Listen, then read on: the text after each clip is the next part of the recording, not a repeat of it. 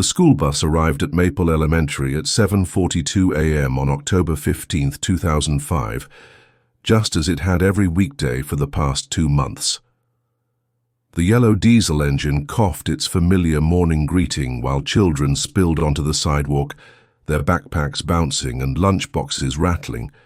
But among the usual chaos of small sneakers and animated chatter, one seat remained empty, the third row back, right side, where 8-year-old Marcus Chen always sat. Marcus had a particular way of boarding that bus. He would wait until almost everyone else had climbed aboard, then step up slowly, gripping the metal handrail with both hands. His mother, Linda, used to watch from their kitchen window, her coffee growing cold as she observed this small ritual that somehow made her son feel safe in a world that often seemed too loud, too fast, too demanding for his quiet nature. The bus driver, Mrs. Patterson, had driven the same route for 11 years. She knew every child's face, every stop, every parent who waved from doorways. When Marcus didn't appear at his usual spot on Sycamore Street, she waited an extra 2 minutes, something she never did for other children. There was something about Marcus that made adults want to protect him, perhaps the way he observed the world with those dark, thoughtful eyes, or how he always said "thank you" when stepping off the bus, his voice barely above a whisper. Linda Chen stood at that kitchen window longer than usual that morning, her breath fogging the glass as autumn's first real chills settled over their suburban neighborhood.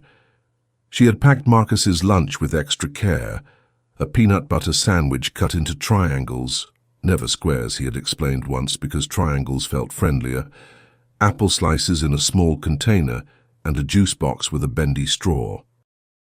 These details would later feel like artifacts from another life, evidence of a normalcy that had existed just hours before everything unraveled. The phone call came at 9:15 a.m. Principal Morrison's voice carried that particular weight that educators develop when delivering news that will fracture a family's world. "Mrs. Chen, Marcus wasn't on the bus this morning, and he hasn't arrived at school. We've checked with his teacher, and she confirms he's not in class." "Is he ill today?" The words seemed to bounce off Linda's consciousness at first, like rain on a window. Marcus had left the house at 7:35 a.m., his Batman backpack secured with both straps, his homework folder tucked safely inside. She had watched him walk down their driveway, turn left toward the bus stop and disappear behind the Hendersons' maple tree, the same tree that had been shedding its crimson leaves like teardrops all week. If this story has touched something in you already, you might want to subscribe. We explore mysteries like this one, where ordinary mornings become the beginning of extraordinary questions. Linda's first instinct was denial, wrapped in practicality. Perhaps Marcus had forgotten something and returned home while she was upstairs making beds. Maybe he had felt sick and was hiding in his favorite spot, the reading nook in their basement surrounded by picture books and the soft blue blanket his grandmother had knitted before she passed. But as she searched every room, calling his name with increasing desperation, the house seemed to echo back only emptiness. The neighborhood search began within an hour. Linda's husband, David, raced home from his accounting office, his tie askew and his usually composed demeanor cracking like ice under pressure. They walked the familiar streets with new eyes, seeing potential dangers in every storm drain, every wooded area, every stranger's yard. The Hendersons joined them, then the Rodriguezes from across the street, then families Linda barely knew but who understood that when a child vanishes, everyone becomes family. Marcus had always been what his teachers gently called a sensitive child. He preferred books to playgrounds, drew elaborate pictures of imaginary worlds instead of playing video games, and had a way of connecting with adults that sometimes worried Linda. Was he too trusting? Too willing to see goodness where others might see threat? These questions, once mere parental concerns, now felt like accusations she leveled against herself, with each passing hour. The police arrived as afternoon shadows began stretching across lawns where children should have been playing. Detective Sarah Hoffman had worked missing persons cases for 8 years, long enough to recognize the particular ache that settled over a community when a child disappeared. She took careful notes as Linda described Marcus's morning routine, his tendency to daydream, his collection of smooth stones he kept in a shoebox under his bed. Every detail mattered, Detective Hoffman explained, because children leave traces in their patterns, their preferences, their small rebellions against adult expectations. But Marcus Chen seemed to have left no trace at all. Security cameras at the elementary school showed children arriving throughout the morning, but Marcus was not among them. The bus company's records confirmed Mrs. Patterson's account. He had simply never appeared at the stop. It was as if the boy had walked behind that maple tree and stepped out of the world entirely. As darkness fell on October 15th, Linda stood again at her kitchen window, this time watching police flashlights dance across the familiar landscape of her neighborhood. The sandwich she had packed sat unopened in Marcus's lunchbox, the apple slices slowly browning in their container. Somewhere in the distance a dog barked, and Linda found herself hoping against logic that it might be Marcus, somehow finding his way home by following sounds he recognized. The first 24 hours of a missing child investigation are crucial, Detective Hoffman had explained. After that, the statistics begin working against hope. Linda Chen did not yet know that she was about to enter a mathematical realm where time itself becomes the enemy, where each sunrise would arrive like a judgment, and where the absence of answers would eventually feel heavier than any truth. But on that first night, as neighbors organized search parties and volunteers made copies of Marcus's school photo at the local print shop, Linda still believed her son would come home. She left his bedroom light on, his favorite stuffed elephant positioned carefully on his pillow, and his window cracked open just an inch, the way he liked it, so he could hear the wind in the trees as he fell asleep. She did not yet understand that some disappearances are not puzzles waiting to be solved, but wounds that reshape everyone they touch. The morning of October 15th, 2005, had begun like any other day in Linda Chen's life.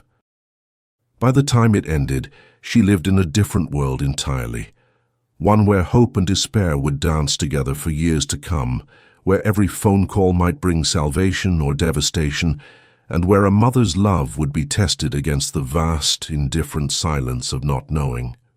The media attention arrived like a sudden storm on the third day after Marcus disappeared. News vans lined Sycamore Street, their satellite dishes reaching toward an overcast sky that seemed to mirror the mood of the entire neighborhood. Linda Chen had never considered how quickly a private tragedy could become public property, how her son's bedroom would be photographed for television, how his favorite toys would be examined as evidence by strangers wearing latex gloves. Detective Hoffman had warned the family about this phase of the investigation. "The publicity can help," she had explained, her voice carrying the weight of too many similar conversations. "But it also brings complications. Everyone becomes an expert. Everyone has a theory."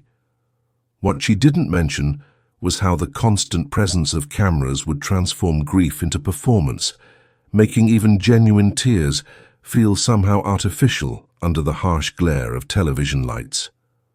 The first week yielded dozens of reported sightings. Marcus had been seen at a gas station 30 miles east, at a playground in the next county, walking along a highway with a man who might have been his father but probably wasn't. Each report required investigation. Each lead demanded hope that Linda could barely afford to spend. She began to understand that searching for a missing child was like pouring water into sand. The effort was enormous, but the results disappeared as quickly as they appeared. David Chen handled the media differently than his wife. Where Linda spoke to reporters with careful precision, Measuring each word as if it might summon their son home, David retreated into a kind of protective silence. He coordinated search parties with military efficiency, organized volunteers, and created spreadsheets tracking every tip and lead. But those who knew him well noticed how his hands shook when he thought no one was looking, how he had stopped eating lunch, how he would sometimes stand in Marcus's doorway for long minutes, as if expecting to find his son reading in bed. The search expanded beyond their suburban neighborhood to encompass miles of wooded areas, abandoned buildings and waterways. Volunteers arrived from surrounding towns, parents who understood that every missing child was in some way their own child. They walked in careful lines through October's dying landscape, calling Marcus's name until their voices grew hoarse, examining every depression in the earth, every cluster of discarded debris that might conceal a small body. Linda joined these searches despite Detective Hoffman's gentle suggestions that she might be more helpful coordinating efforts from home. She needed to move, to act, to feel that her body was searching for her son even when her mind couldn't process the growing possibility that he might never be found. She learned to read the landscape differently during those weeks, seeing danger in every ravine, hope in every distant figure that might be a small boy walking home. The psychological profile painted Marcus as an unlikely runaway. Children who disappear voluntarily usually leave some trace of planning, some evidence of discontent or rebellion, but Marcus's room revealed only the carefully organized life of a boy who felt safe at home. His clothes were arranged by color in his dresser, his books alphabetized on their shelves, his art supplies stored in labeled containers. This was not the room of a child planning an escape. It was the sanctuary of someone who found comfort in order and predictability. 3 weeks into the investigation, Detective Hoffman began asking different questions. Had the family noticed anyone unusual in the neighborhood? Were there workmen, delivery drivers, or service personnel who might have observed Marcus's routines?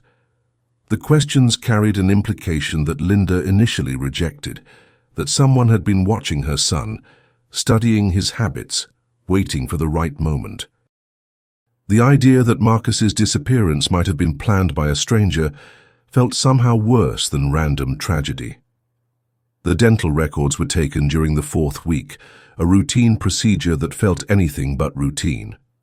Dr. Martinez, Marcus's dentist, handled the process with gentle professionalism, but Linda could see the sorrow in his eyes as he prepared the detailed charts that might someday be used for identification purposes no parent should have to contemplate.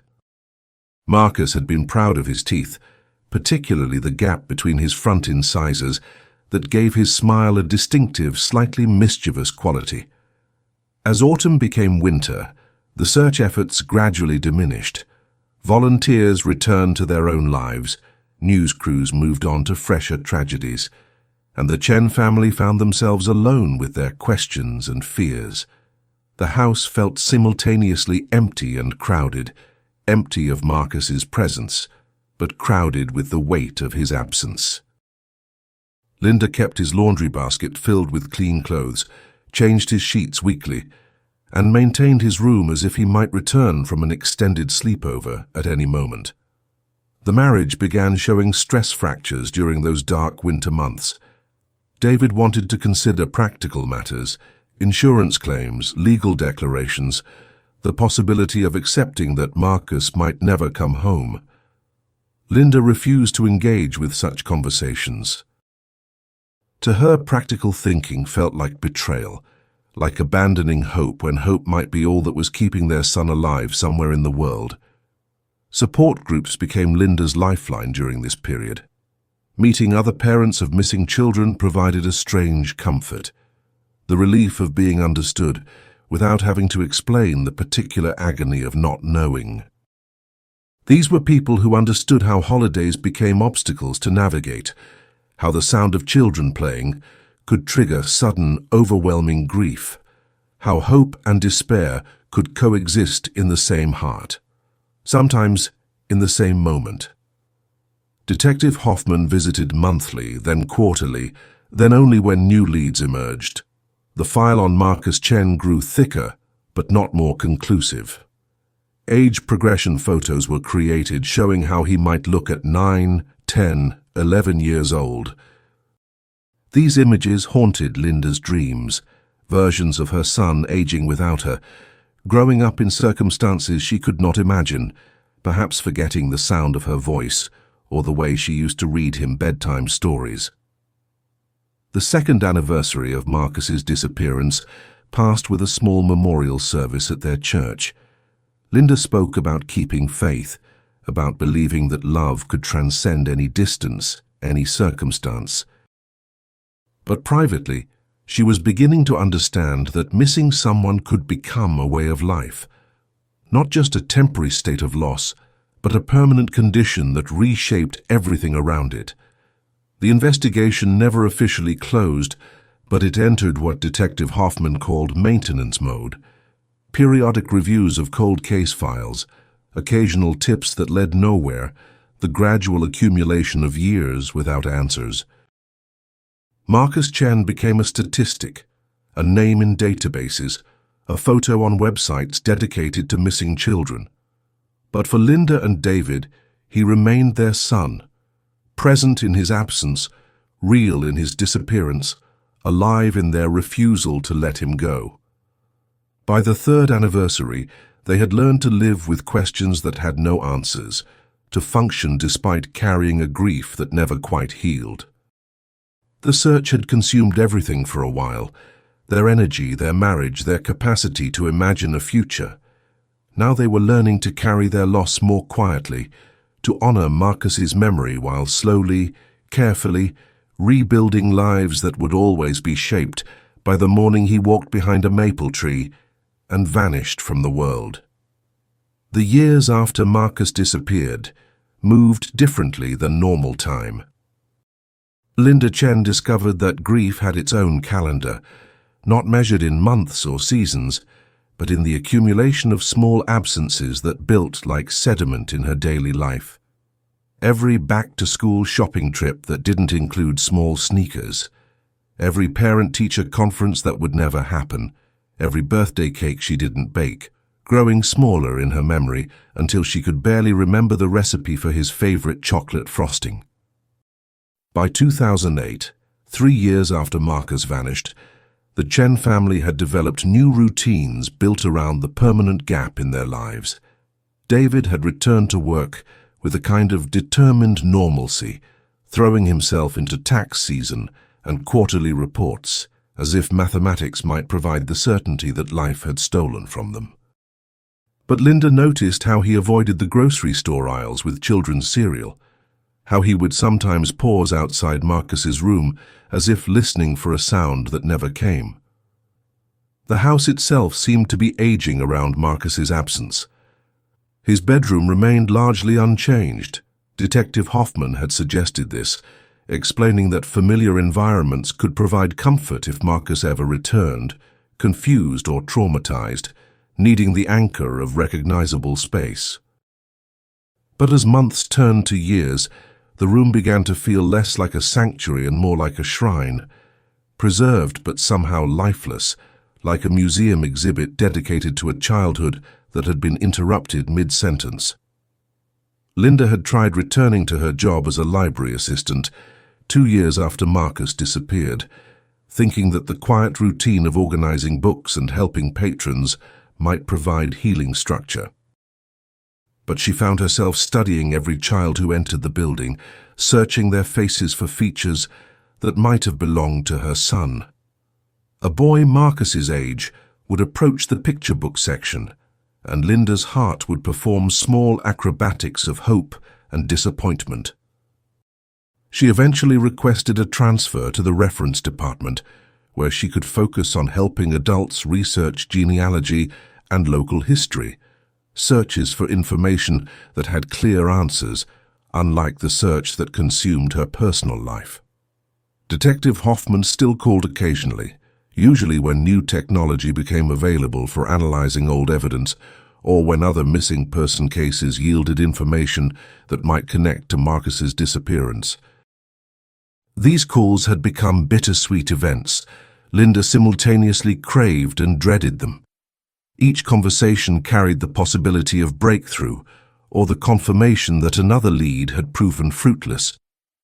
Over time, she learned to read Detective Hoffman's tone in the first few words, to distinguish between calls motivated by genuine developments and those driven by the detective's conscientious commitment to keeping families informed. The marriage counseling sessions began in year 4. Linda and David had grown skilled at living parallel lives within the same house, sharing space and conversations, but no longer sharing the weight of their loss in ways that provided mutual comfort. David wanted to discuss practical matters like selling the house, too many memories, or taking a vacation.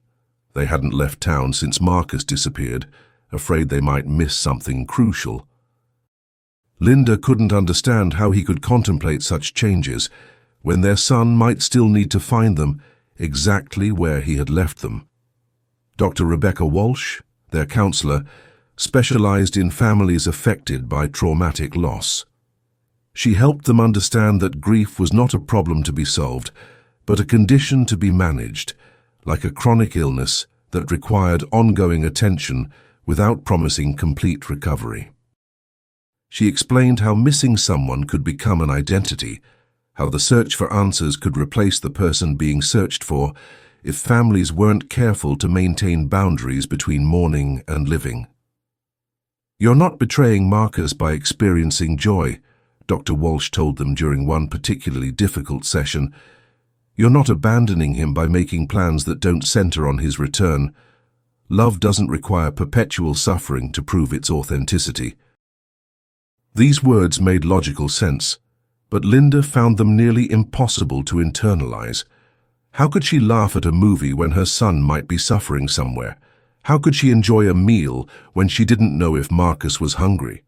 The support group continued to meet monthly, though membership fluctuated as families moved away or occasionally received the news they had been hoping for: a child found, a case solved, a family reunited.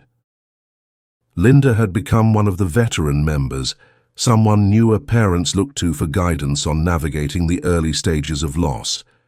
She learned to offer comfort without providing false hope, to share resources without making promises about outcomes she couldn't control.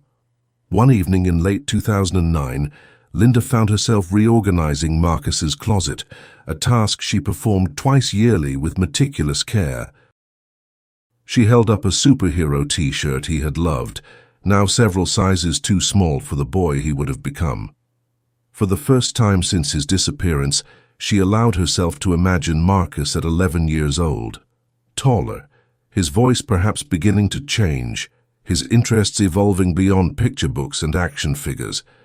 The exercise was both painful and oddly comforting, an acknowledgement that her son continued to exist in her mind, even if she couldn't touch his physical presence. David found her there, sitting on Marcus's bed with the too small shirt in her hands, tears streaming down her face. Instead of offering comfort or trying to redirect her attention elsewhere, he sat beside her and picked up one of Marcus's favorite books, a story about a lost puppy who finds his way home after many adventures. They didn't speak, but for the first time in months, they shared the weight of missing their son without trying to manage or minimize each other's grief.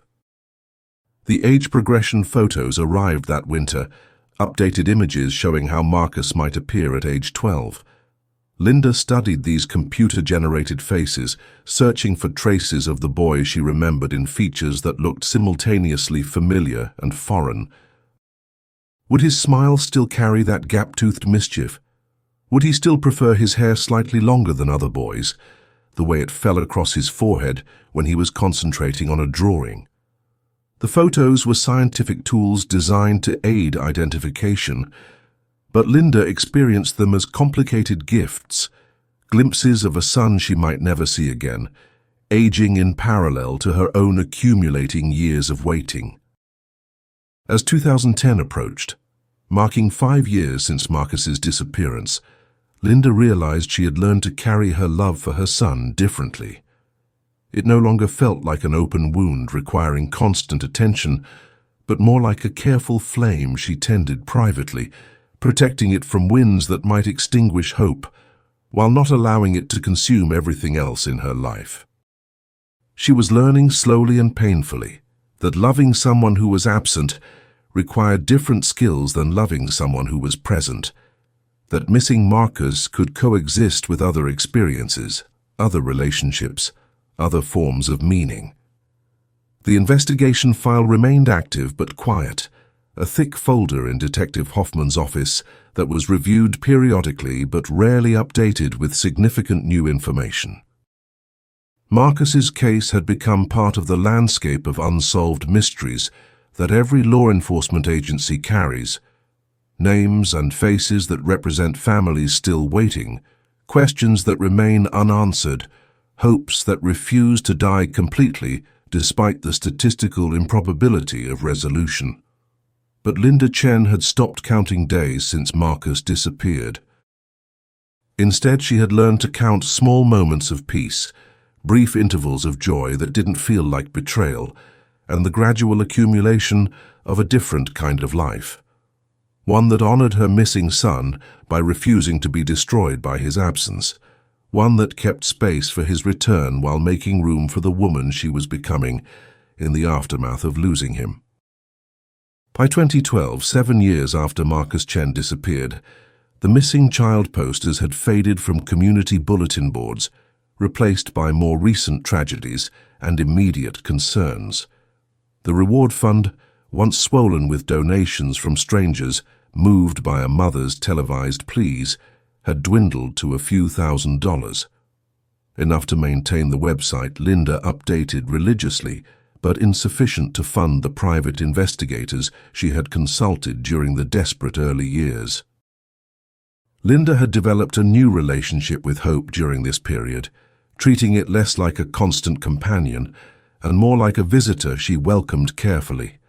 She no longer leapt to answer unknown phone calls, no longer studied every boy on the street with the intensity that had once made grocery shopping an exhausting emotional exercise.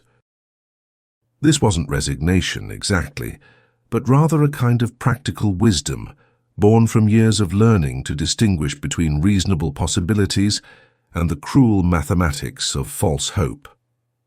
Detective Hoffman had retired the previous spring, passing Marcus's case to Detective James Rivera, a younger officer who brought fresh energy but less emotional investment to the investigation. Rivera reviewed the file thoroughly, interviewed Linda and David again, and concluded what his predecessor had suspected for years, that Marcus Chen had likely encountered someone who had been watching him, someone who understood his routines and had waited for the perfect opportunity. The randomness of the disappearance was probably an illusion. The planning had simply been too careful to leave obvious traces. The revelation that Marcus might have been specifically targeted rather than randomly victimized brought its own complicated grief to Linda. She found herself replaying those final weeks before his disappearance, searching her memory for signs she might have missed, unusual phone calls, strangers in the neighborhood, any indication that her family was being studied by someone with malicious intent. Had she failed to protect Marcus by not recognizing a threat that was hiding in plain sight?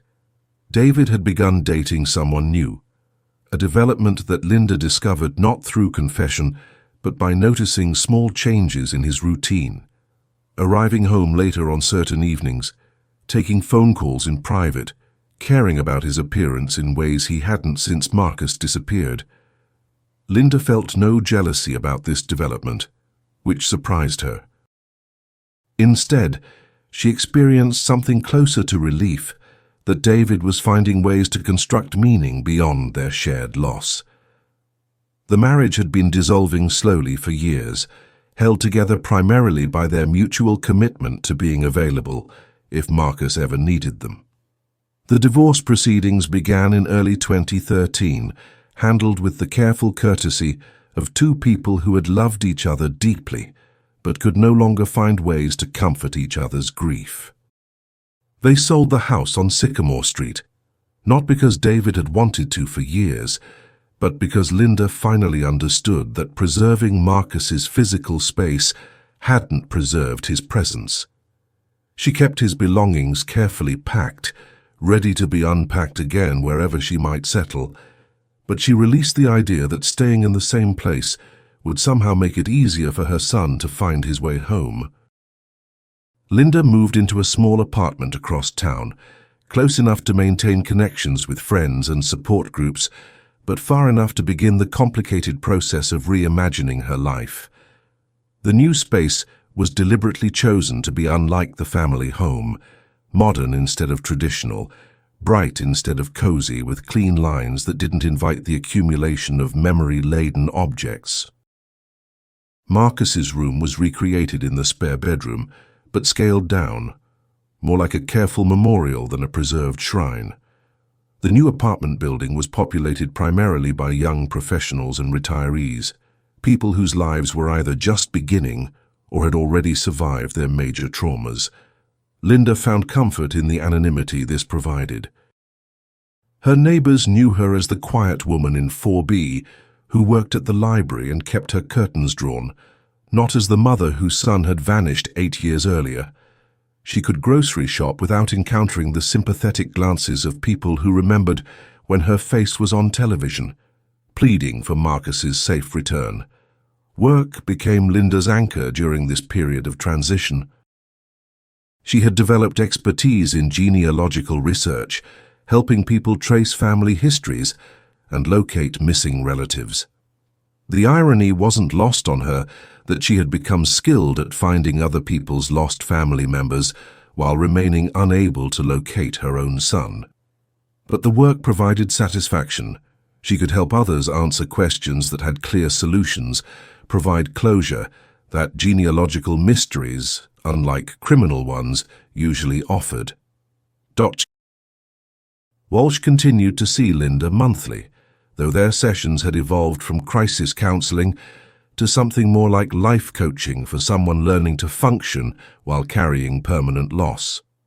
They worked on practical strategies, how to handle Marcus's birthday each year, how to respond when new acquaintances asked about children, how to maintain hope without being consumed by it.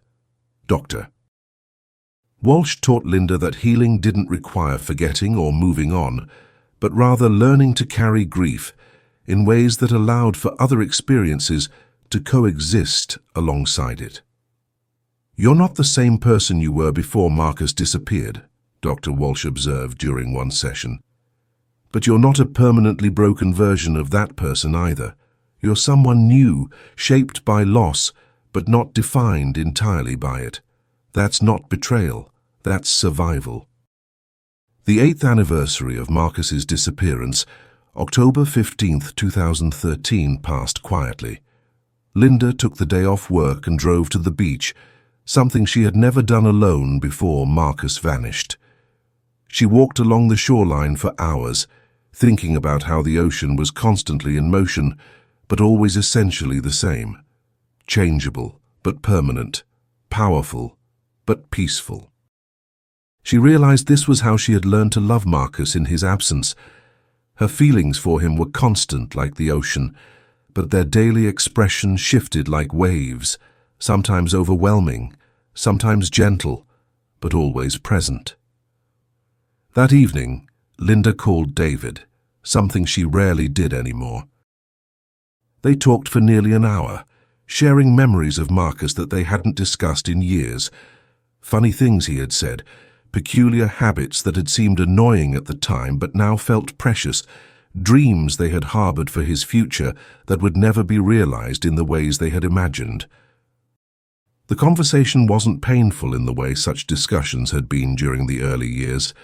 Instead, it felt like a celebration of the boy they had loved, a recognition that he continued to matter even though they couldn't hold him. After hanging up, Linda realized she had learned something crucial about loving someone who was missing. It required finding ways to honor their presence in your life without being paralyzed by their absence. Marcus would always be her son, but she was also a woman with her own life to live, her own contributions to make, her own moments of joy to experience. Loving him meant creating a life worthy of the child she had raised, even if he couldn't witness what she was building from the foundation of their interrupted relationship. As she prepared for bed that night, Linda looked at the most recent age progression photo of Marcus, showing how he might appear at 16. The computer-generated face looked serious, intelligent, bearing traces of both her features and David's. She touched the frame gently and spoke aloud for the first time in years. "I don't know where you are, sweetheart, but I'm okay. I'm different than I was when you left, but I'm okay. And if you're somewhere in the world, I hope you're okay too." The words felt like a prayer, a promise and a release all at once, an acknowledgement that love could persist across any distance, through any silence, despite any absence. Linda was learning to live with questions that might never have answers, to find peace within uncertainty, and to honor her missing son by refusing to disappear herself into the void his absence had created. The calendar on Dr. Michael Torres's office wall read October 2017, when 17-year-old Alex Morrison sat in the dental chair for his first appointment at the clinic. Alex had arrived with his foster mother, Mrs. Catherine Williams, who apologized repeatedly for the delay in seeking dental care. The boy had been in her care for only 3 months, she explained, and his previous living situations hadn't prioritized medical or dental maintenance. Dr. Torres had been practicing dentistry for 15 years, long enough to recognize the signs of a childhood that had been disrupted in significant ways. Alex Morrison was thin for his height, carried himself with the careful posture of someone accustomed to making himself small, and spoke only when directly addressed. His responses were polite but minimal, delivered in a voice that seemed designed to avoid drawing attention. When Dr. Torres asked about his dental history, Alex simply shrugged and said he didn't remember much about previous dental visits. The X-rays revealed what Dr. Torres initially assumed was a case of severe neglect. Alex's teeth showed signs of inconsistent care, some cavities that had been filled professionally, others that had been ignored until they required extraction. But as Dr. Torres studied the images more carefully, he noticed something unusual. The bone structure and root formations displayed several distinctive anomalies that would be difficult to replicate across different individuals. Most notably, Alex had a supernumerary tooth, an extra premolar that appeared in fewer than 3% of the population. Mrs. Williams provided what medical history she could access. Alex had entered the foster care system 2 years earlier, after aging out of a group home where records were incomplete. Before that, his history became murky, a series of informal placements and temporary arrangements that had left minimal documentation. He carried no birth certificate, no early medical records, and no family photographs. His social security number had been issued when he was 15, suggesting that his early life had occurred largely outside official systems. Dr. Torres proceeded with the routine cleaning and examination, noting that despite the neglect, Alex's teeth had good underlying structure. The boy tolerated the procedures without complaint, though Dr. Torres observed that he seemed to dissociate slightly during more invasive moments, a common response among children who had experienced trauma. When the appointment concluded, Dr. Torres recommended a comprehensive treatment plan, but was honest about the costs involved. "We'll figure it out," Mrs. Williams assured him, her hand briefly touching Alex's shoulder in a gesture that seemed to surprise the teenager. "He's been through enough without having to worry about his teeth too." That evening, Dr. Torres found himself thinking about Alex Morrison's case while reviewing patient files. Something about the boy's dental structure nagged at him, not medically, but in a way he couldn't initially identify. He had seen unusual dental formations before, but the combination of anomalies in Alex's mouth seemed familiar somehow, like a song he recognized but couldn't name. 3 days later, while organizing his office, Dr. Torres discovered a folder he had forgotten about, materials from a continuing education seminar on forensic dentistry he had attended several years earlier. The seminar had included case studies of how dental records were used to identify missing persons, and participants had been given sample X-rays to practice with. As Dr. Torres flipped through the materials, he found himself looking at an X-ray that stopped him mid-motion. The dental structure in the sample X-ray was remarkably similar to what he had observed in Alex Morrison's mouth. Same supernumerary premolar, same unusual root formation on the left lateral incisor, same distinctive gap between the central incisors. Dr. Torres checked the case information and felt his stomach tighten. The sample belonged to a missing child case from 2005, a boy named Marcus Chen who had disappeared at age 8 from a suburban neighborhood approximately 200 miles from Dr. Torres's current practice. Dr. Torres spent the rest of the evening researching Marcus Chen's case online. He found archived news articles, missing person databases, and a website maintained by Linda Chen that was still being updated 12 years after her son's disappearance.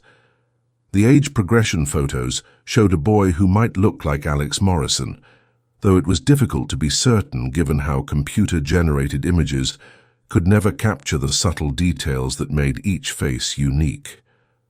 The ethical implications of what Dr. Torres was considering kept him awake that night.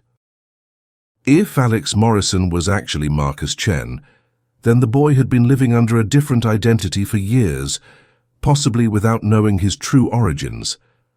Opening this investigation could traumatize a teenager who seemed to be finally finding stability, or it could reunite a family that had been separated by circumstances Dr. Torres couldn't begin to understand.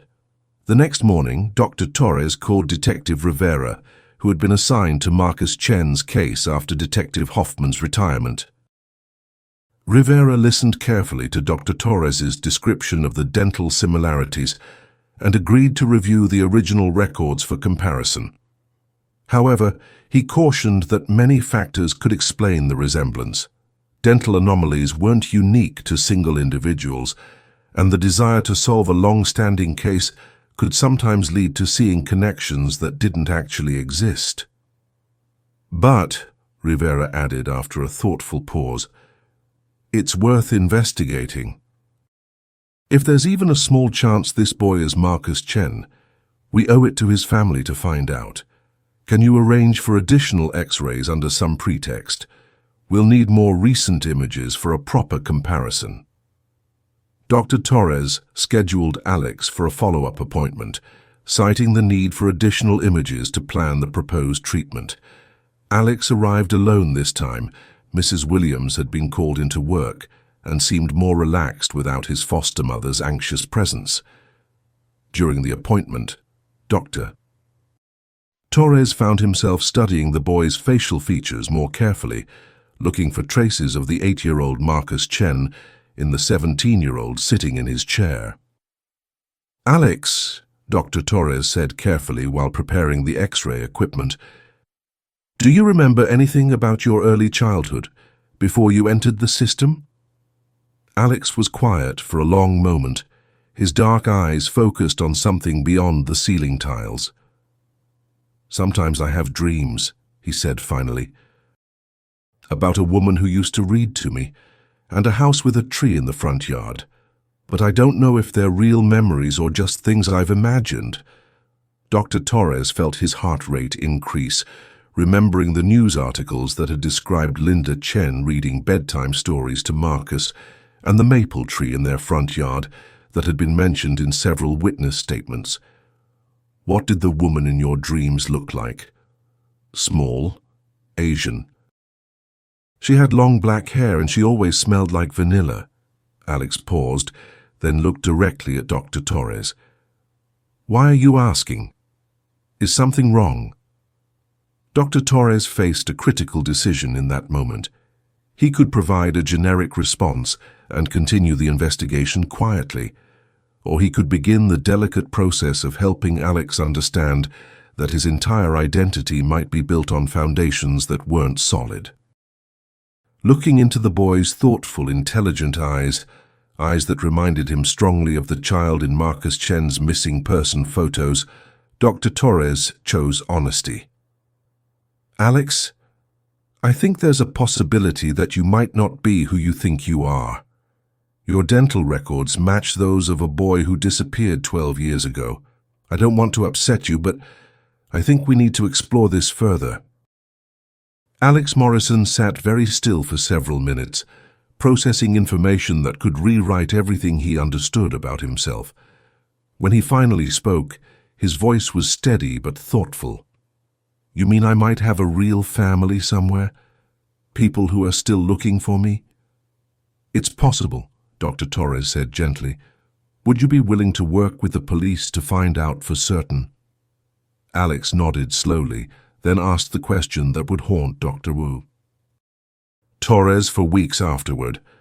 "If I am this other boy, what happened to the life I was supposed to have?" Detective Rivera arrived at Dr. Torres's office the following morning, carrying a manila folder that contained 12 years of accumulated questions.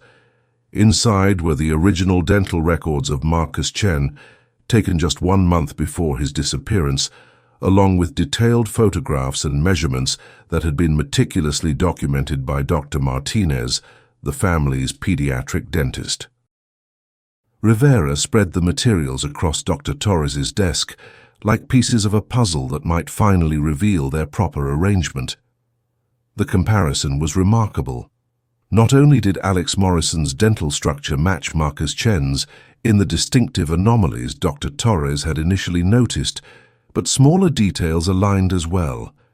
The precise angle of root formations, the spacing between molars, even the subtle variations in enamel thickness that were as individual as fingerprints. Dr. Torres had performed enough forensic identifications to recognize when evidence moved beyond coincidental similarity into the realm of virtual certainty. "I need to speak with the boy directly," Rivera said after reviewing the dental evidence. "But this has to be handled carefully. If Alex Morrison is Marcus Chen, then someone has spent 12 years creating and maintaining a false identity for him. That suggests either criminal activity or circumstances so complex that we need to understand them before we proceed." Alex had spent the night at Mrs. Williams's house, wrestling with possibilities that seemed to exist beyond the boundaries of normal experience. Could he really be someone else entirely? Could the fragmentary memories he had dismissed as fantasies actually be glimpses of a life that had been stolen from him? And if so, what did that make the past 12 years? A kidnapping, a rescue, or something more complicated than either? When Detective Rivera interviewed Alex the next afternoon, the teenager displayed a composure that impressed the experienced officer. Alex answered questions thoughtfully, providing what details he could remember about his earliest recollections. He described waking up in a hospital when he was approximately 9 years old, with no memory of how he had arrived there. The staff had told him he had been found unconscious near a highway, dehydrated and confused, with no identification and no one searching for him. "The social worker said I probably had amnesia from trauma," Alex explained to Detective Rivera. "She said some children block out memories that are too painful to process. They kept hoping someone would claim me, but no one ever did." Rivera made careful notes, recognizing that Alex's story, if true, suggested he had been missing for nearly a year before entering the official system. That gap, between Marcus Chen's October 2005 disappearance and Alex Morrison's appearance in a hospital in late 2006, represented crucial time that might hold answers to how an 8-year-old boy from suburban Pennsylvania had ended up anonymous and alone on a highway in rural Ohio. The investigation expanded rapidly as Rivera coordinated with multiple agencies. Hospital records from 2006 confirmed Alex's account. A boy of approximately 9 years old had been found by state highway workers and brought to the emergency room in a state of severe dehydration and apparent psychological trauma. Medical staff had documented evidence of long-term neglect, but no signs of recent physical abuse. Most significantly, the boy had responded to no name they tried, seemed to recognize no familiar objects or people, and appeared to have no accessible memories of his life before the hospital. DNA testing was ordered, though results would take several weeks to process. In the meantime, Rivera began the delicate process of contacting Linda Chen. 12 years of investigating missing children had taught him that hope could be as dangerous as despair when delivered carelessly. Families who had learned to live with uncertainty could be devastated by false possibilities, especially when those possibilities seemed tantalizingly close to resolution. Linda Chen was cataloging returned books at the library when Rivera's call came. She had learned to recognize the particular tone that police officers used when discussing her son's case, usually apologetic, occasionally optimistic, but never quite promising. Rivera's voice carried something different this time, a careful excitement that made Linda's hands shake as she gripped the phone. "Mrs. Chen, we may have found Marcus. I need you to understand that we're still confirming details, but there's a 17-year-old boy whose dental records match your son's exactly. We're conducting DNA tests to be absolutely certain, but I wanted you to know that this is the strongest lead we've had since Marcus disappeared." Linda felt the world tilt around her as Rivera explained about Alex Morrison, the dental discovery, and the gap in the boy's memory that aligned with Marcus's disappearance. 12 years of carefully managed hope suddenly felt inadequate preparation for the possibility that her son might actually be found, alive, nearly grown, living under a different name just a few hours' drive from where she sat. "Can I see him?" Linda asked, though part of her feared the answer. What if this boy looked nothing like Marcus? What if the dental evidence was somehow mistaken? Or worse, what if he was her son but had no memory of her, no recognition of the woman who had loved him through 12 years of absence? Rivera explained the protocol carefully. If DNA testing confirmed that Alex Morrison was Marcus Chen, there would be counseling sessions for both mother and son before any reunion was attempted. Alex had lived with a different identity for more than half his life.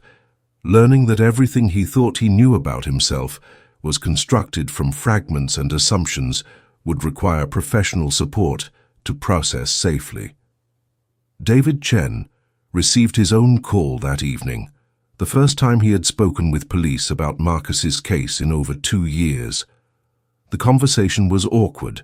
David had remarried 6 months earlier and was expecting his first child with his new wife. The prospect of Marcus returning alive complicated a life David had carefully rebuilt around the assumption that his son was gone forever. But beneath the logistical concerns, David felt a surge of emotion he had thought he had learned to control.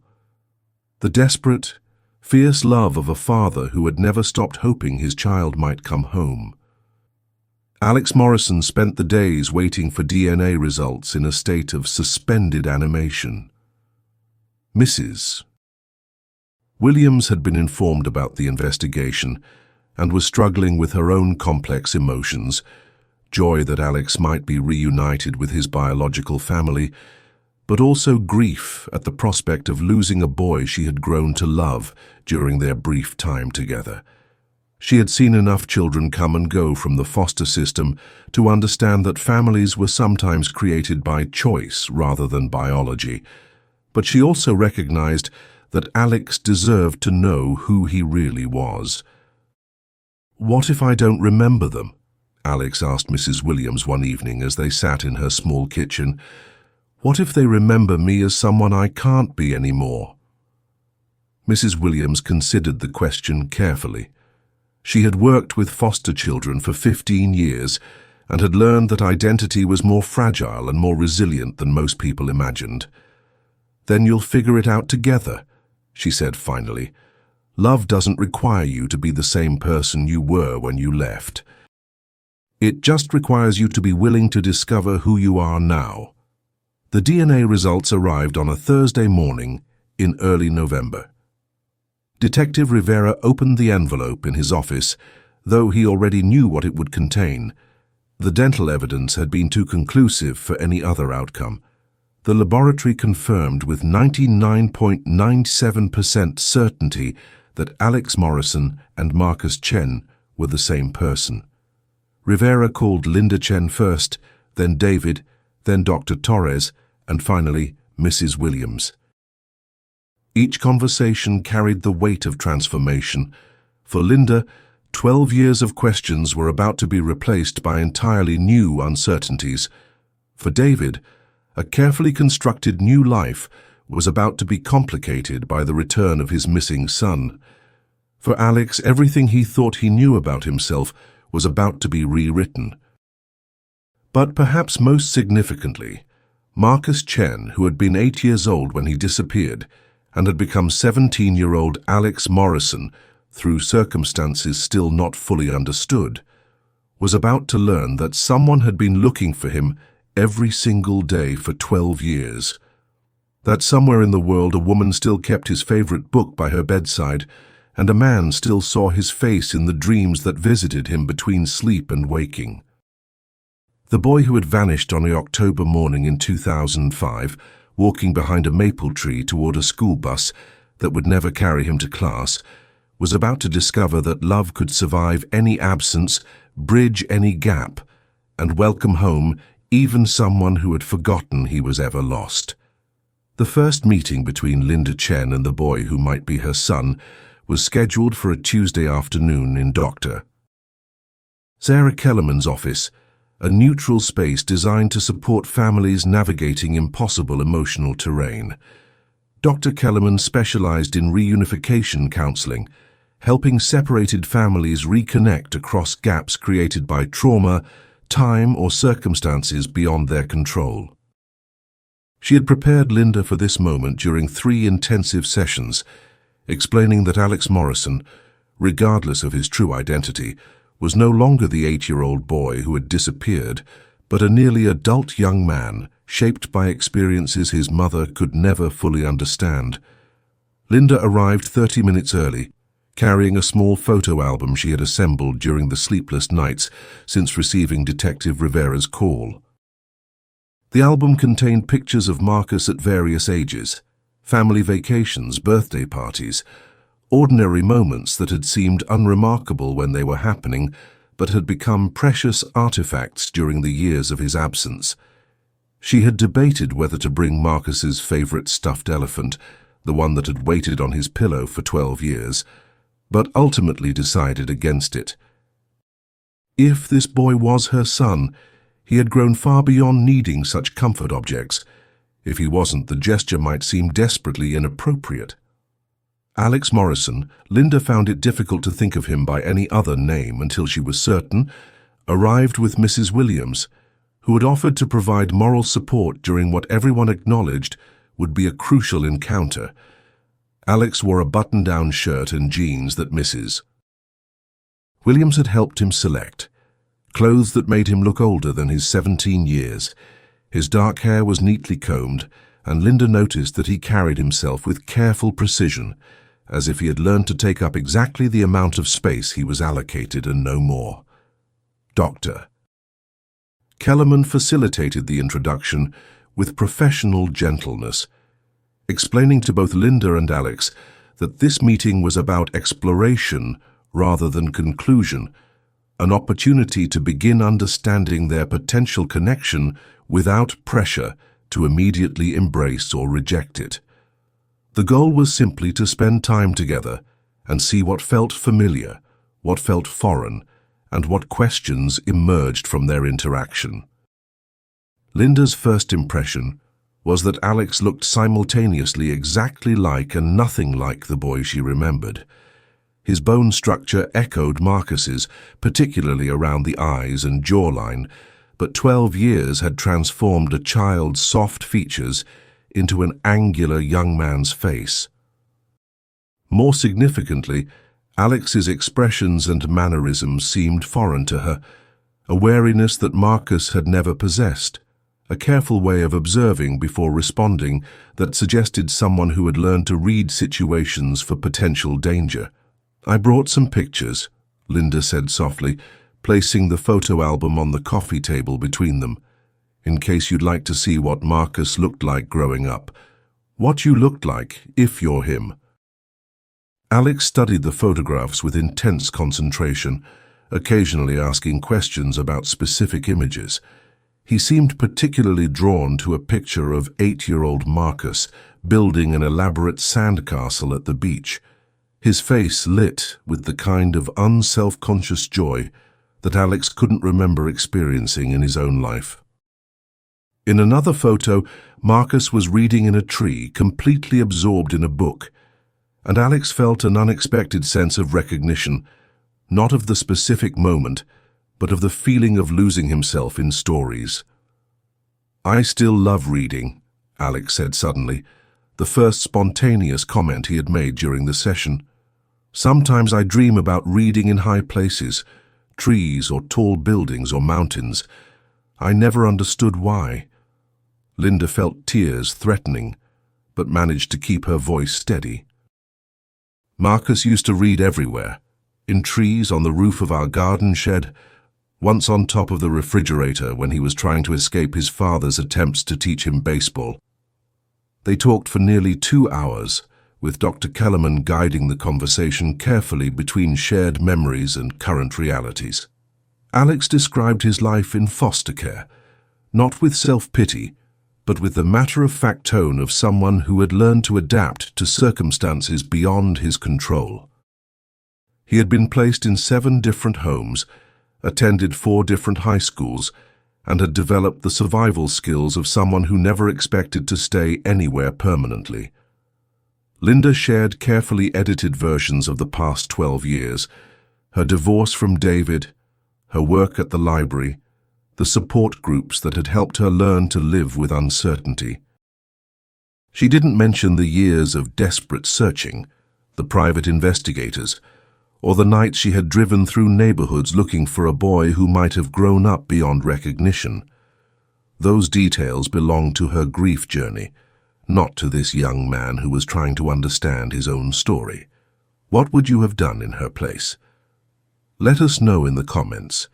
These moments of recognition across impossible distances remind us why some stories need to be shared. The session ended without dramatic revelations or emotional breakthroughs, which Dr. Kellerman explained was typical for reunification situations involving long-term separation. Alex agreed to a second meeting, and Linda drove home feeling simultaneously hopeful and emotionally exhausted. She called David that evening to report on the encounter and was surprised by the intensity of his questions about Alex's appearance, mannerisms, and responses.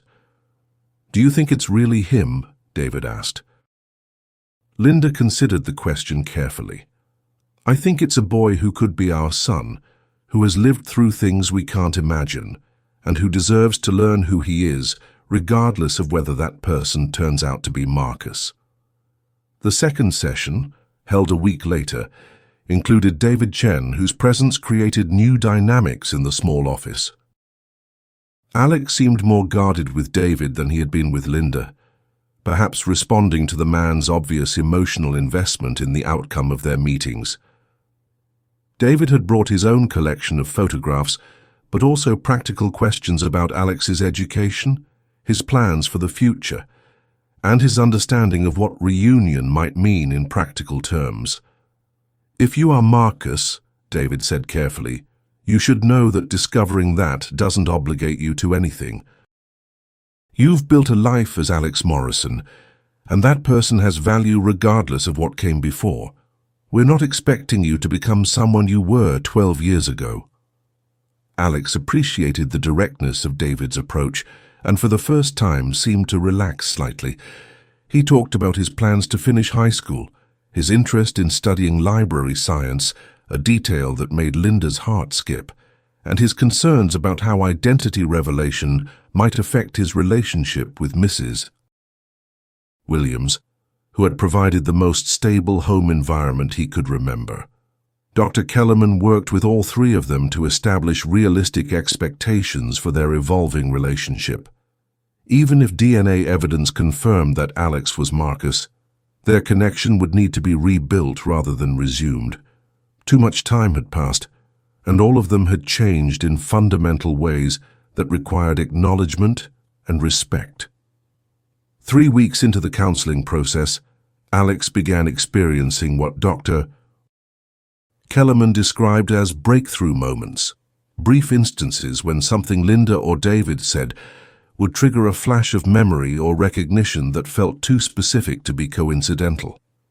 When Linda mentioned Marcus's habit of organizing his colored pencils by temperature rather than color spectrum, Alex looked startled and said he still did exactly that, though he had never understood why hot colors needed to be separated from cool ones. More significantly, Alex began having dreams that seemed to contain actual memories rather than the vague impressions that had visited him before. He dreamed about a kitchen with yellow walls and a window that looked out onto a tree that changed colors with the seasons. He remembered a woman singing while she cooked, and a man who smelled like coffee and aftershave reading newspaper comics aloud in funny voices. These emerging memories were both gift and burden. They suggested that Alex Morrison was indeed Marcus Chen, but they also highlighted everything he had lost during his 12 years of absence. He was reclaiming not just an identity, but an entire childhood that had been interrupted, relationships that had been severed, and a family history that he would need to learn like a foreign language. During their 6th session together, Alex looked directly at Linda and said, "I think I remember you reading to me at bedtime. Something about a rabbit and a garden. You always did different voices for the characters." Linda closed her eyes and nodded. "Peter Rabbit. You made me read it every night for 3 months straight. You knew it by heart, but you still wanted to hear the voices." It was the closest thing to confirmation they would have before the official DNA results arrived, but for Linda, it felt like her son had just spoken to her for the first time in 12 years. Not the child she had lost, but the young man he had become, carrying fragments of their shared past into whatever future they might build together. Alex Morrison was learning that identity was more complex than names or birth certificates, that he could be both the boy who had disappeared and the young man who had survived, both Marcus Chen and Alex Morrison, both lost and found simultaneously. The careful architecture of reunion was being built one conversation at a time, one recovered memory at a time, one moment of recognition at a time. The DNA confirmation arrived on a December morning when early snow was beginning to dust the windows of Dr. Kellerman's office. Detective Rivera delivered the results in person, a gesture that acknowledged the significance of the moment for everyone who had been drawn into Marcus Chen's story. The laboratory report was definitive. Alex Morrison was unquestionably the boy who had vanished 12 years earlier from a suburban neighborhood where his mother still sometimes drove past the house they had once called home. Linda Chen held the official document with hands that trembled slightly, not from surprise. She had known in her heart since the moment Alex remembered the Peter Rabbit stories, but from the overwhelming realization that 12 years of questions were about to be replaced by entirely new complexities. Her son was alive, nearly grown, sitting across from her in a counselor's office, but the boy she had lost was still gone, transformed by time and circumstances into someone she was only beginning to know.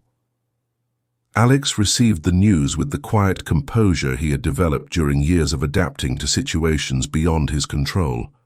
"So I really am Marcus Chen," he said, testing the name as if it were a new language he was learning to speak. "What happens now?" The question hung in the air among the four adults who had gathered to witness this moment of official confirmation. Dr. Kellerman explained that reunion was a process rather than an event, that Alex would need time to integrate his newly recovered identity with the person he had become during his years as Alex Morrison. David Chen sat quietly, processing the reality that his missing son had returned as a stranger who shared his DNA but not his memories of their life together. Mrs. Williams, who had been included in this session as recognition of her role in Alex's life, struggled with emotions she hadn't anticipated. She felt joy that Alex had found his biological family, but also a complicated grief about potentially losing the boy she had come to love during their brief time together. "He'll always have a place with me," she said to Linda and David.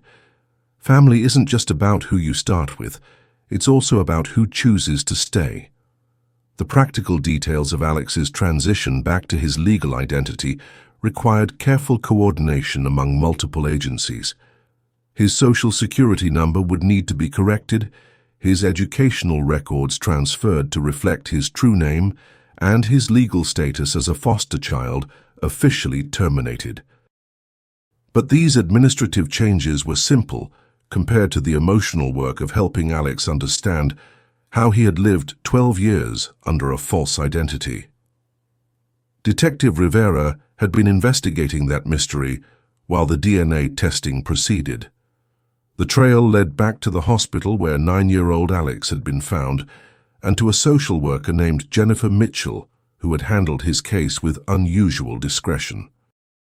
Rivera discovered that Mitchell had taken early retirement shortly after Alex's placement, citing personal stress, and had moved to another state where she had died in a car accident 5 years later.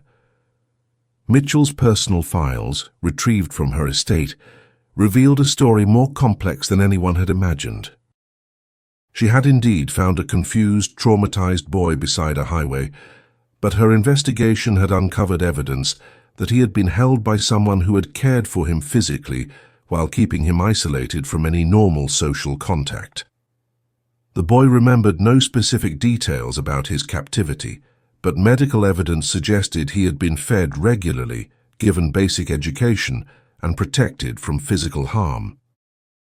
Most troubling, Mitchell's notes indicated she had identified the boy as likely being Marcus Chen within weeks of his discovery. But her attempts to contact the investigating agencies had been met with bureaucratic delays and jurisdictional confusion. Mitchell had made a decision that haunted her remaining years. Rather than navigate the complex legal process of reuniting Marcus with his family while his memories remained fragmented, she had chosen to place him in a new identity where he could heal without the pressure of trying to remember a traumatic experience. She thought she was protecting him, Rivera explained to Linda during a private conversation. Her notes suggest she believed that forcing Marcus to remember his kidnapping might re-traumatize him. She planned to reveal his identity when he was older and more psychologically stable, but then she got sick and died before that could happen. Linda struggled to process the information that someone had made the decision to keep her son from her for 12 additional years, even with benevolent intentions. The social worker had essentially kidnapped Marcus a second time, separating him from parents who had never stopped searching for him. But she also understood that Mitchell had been trying to protect a damaged child, making an impossible decision with insufficient information and no clear guidance. Alex absorbed this information with the same careful attention he brought to everything else that threatened to destabilize his understanding of the world. He was beginning to remember fragments of his time with his original captor, a man who had seemed kind but had kept him isolated in a house where no other people ever visited. The man had taught him to read, given him books and educational materials, but had also repeatedly told him that his family was gone, and that this new life was the only safety he could expect. "I think he died," Alex told Dr. Kellerman during one of their individual sessions. "I remember being hungry and scared, and then walking until I couldn't walk anymore. I think I was trying to find food or help when the highway workers found me." These recovered memories helped explain the gap between Marcus's disappearance and Alex's appearance in the hospital system, but they also revealed that his kidnapping had been the act of someone who seemed to care for him, even while holding him against his will. The complexity of this revelation made Alex's emotional processing even more difficult. He had to reconcile being grateful for survival with anger about stolen years, appreciation for education with rage about isolation. Linda and David began making plans for Alex to live with one of them, though the logistics were complicated by the distance between their current homes and Alex's desire to finish his senior year at his current high school. Mrs. Williams offered to continue housing Alex until graduation, with regular visits from his biological parents, a solution that honored both his need for stability and his right to reconnect with his family. The media attention, when news of Marcus's discovery inevitably leaked, was intense but brief. Linda had learned to manage press interest during the early years of his disappearance, and she worked with Detective Rivera to control the narrative, emphasizing Alex's need for privacy during his transition rather than the sensational aspects of his story. The focus remained on reunion, rather than the details of his captivity and the social worker's controversial decision. Christmas of 2017 was Marcus Chen's first holiday with his family in 12 years, celebrated quietly at Mrs. Williams's house with Linda, David, and David's new wife Sarah, who had insisted on being included, despite the awkwardness of the situation. Alex seemed overwhelmed by the attention and the gifts, simple things like books, art supplies, and clothes, but more than he had received during most of his years in foster care. Linda gave him a leather journal with his name, his real name, embossed on the cover. "For whatever you want to remember," she said simply, "or whatever you want to figure out." That evening, Alex wrote his first entry as Marcus Chen. "I don't know yet who I am when I'm both people, but I think I'm starting to understand that being lost doesn't mean you can't be found, and being found doesn't mean you were never really lost. Maybe some stories don't have endings, just new chapters." Spring brought graduation and college applications, with Alex choosing a state university that would allow him to study library science while remaining close enough for regular visits with Linda and David. He had legally reclaimed his birth name, but continued to use Alex in most social situations, explaining that identity was more complex than legal documents could capture. The last session with Dr. Kellerman focused on Alex's plans for maintaining relationships with all the people who had become important during different phases of his life. Mrs. Williams would remain a chosen family member. Linda and David would be his parents, but parents who understood they were getting to know their son as an adult, rather than resuming a relationship interrupted in childhood. The social worker's controversial decision had stolen 12 years, but it had also given Alex survival skills and resilience that would serve him throughout his life. "I used to think," Alex told Dr. Kellerman, "that being found would mean everything would go back to the way it was before. But nothing goes back. You can only go forward, carrying everything you've learned, including the learning that came from being lost." Linda Chen, watching her son prepare for college, understood that loving someone who had been lost and found meant accepting that return was not the same as restoration. Marcus was her son, but Alex was the person he had become through experiences she would never fully understand. Her love had to expand to encompass both versions of him and all the versions he might still become. On the day Alex left for college, Linda stood in her driveway watching him load boxes into Mrs. Williams's car. He was beginning a new life with his real name, carrying fragments of recovered memory alongside years of adaptive experience. As the car pulled away, Linda felt not the piercing grief of loss she had carried for 12 years, but something closer to the bittersweet pride of any parent watching their child step into independence.